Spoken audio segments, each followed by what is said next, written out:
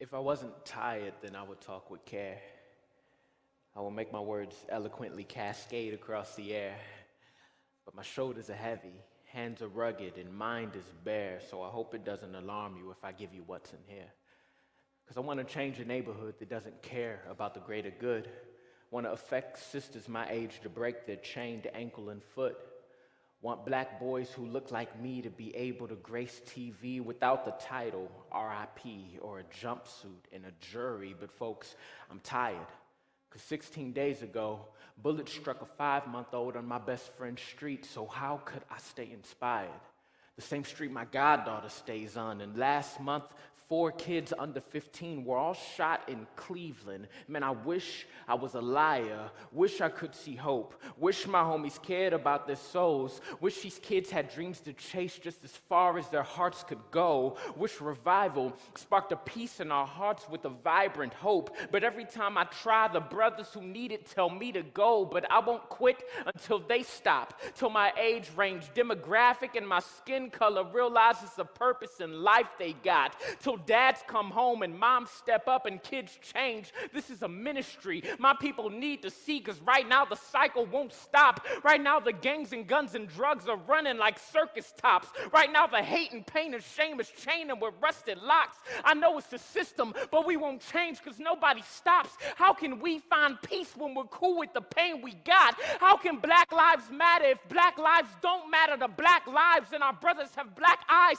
and our sisters have black sides in a neighborhood full of violence and black cries, where anybody that tries to help ends up cut up by black knives? Last month, 4 Cleveland kids were all shot by black nines, and I'm praying that change is near, because we're losing our black minds in inner city hearts, low economic souls and broken hands. Boy, I'm standing on this stage on behalf of the working class, abandoned like blockbusters and struggling for a chance. St. Clair, we need a hope from on high to renew our plans. What if we had fresh inspiration, a peace that we could bring across the nation, and a change of mindset that produces patience? And I know that this poem might be closing some doors, because everybody has an opinion and is so offended it draws, but I don't care anymore, because this talk is my promise that if I get on bigger stages, then at least I'll be honest. So people, this is more than art. This is hope for change. This is a tired man's actions before he goes insane. This is a project that I have that was generated through pain.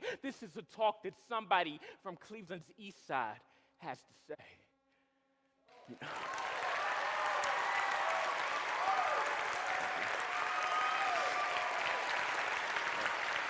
Thank you. Appreciate it. Thank you. Thank you so much. God bless y'all. Thank you. Thank you. I had a talk that had a bunch of jokes in it, but to be honest with you, the more that I saw the news reports coming out of my neighborhood, the more it changed how and what I have to say to y'all. So y'all get the ghetto, Chris.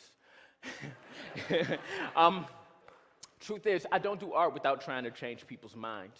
I guess I get that from spoken word and ministry. But coming up here in Cleveland, there is a major mind change that needs to occur, and I think I'm tailor-made to be one of the cats to help make that happen. I was blessed to go to the Cleveland School of the Arts, then graduate and be able to go to the California Institute of the Arts in Valencia, California, then even spend some time at the Royal Scottish Academy of Music and Drama in Scotland. And I want to take everything that I learned back to the hood that I come from. I have a lot of ideas, but in lieu of time, I'll just talk about one. It's called If These Walls Could Talk. Now, a lie that used to be in my head was that nobody could ever make it from my neighborhood. I look around and I see nothing but abandoned buildings and dirty lots, and I think that nothing good has ever come from these places. But it wasn't until I left and started to research my town that I realized that that just wasn't true. I had no idea that the ground that I stood on birthed some of the greatest thinkers, leaders, and world changers that this past century has seen, and that the stores, buildings, and homes that were abandoned that I walked past every day were once the places that they had their dreams inside of.